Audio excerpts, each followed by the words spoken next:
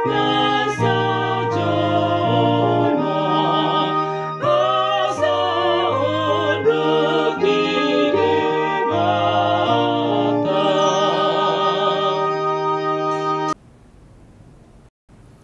karunia dan damai sejahtera dari Allah Bapa dan dari anaknya Tuhan Yesus Kristus menyertai kamu sekalian. Amin.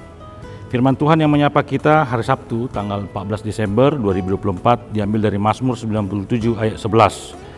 Terang sudah terbit bagi orang benar dan sukacita bagi orang-orang yang tulus hati. Demikian firman Tuhan. Saya pernah mendengarkan seorang influencer mengatakan bahwa personal branding yang benar-benar personal adalah ketika dia tidak membuat personal itu sendiri. Artinya dari pernyataan influencer itu ingin mengatakan bahwa citra orang itu sebenarnya terbentuk dengan ketulusan. Artinya citra orang itu tidak harus dibuat-buat. Citra orang itu tidak harus dibentuk sendiri.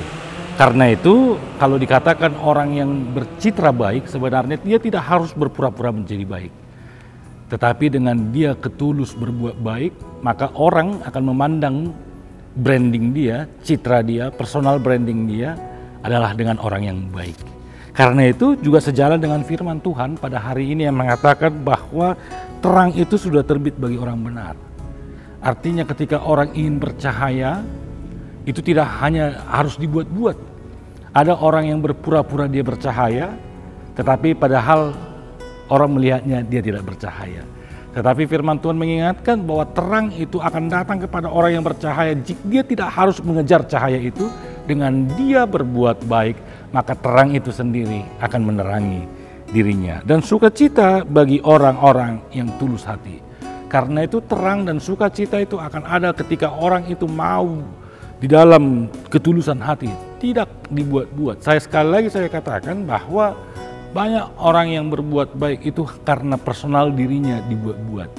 Saya sering mengatakan dalam khotbah-khotbah minggu, sekarang orang membantu pun tangan kanan membantu, tangan kiri instastory. Artinya supaya orang melihat branding dia, orang melihat dia orang baik.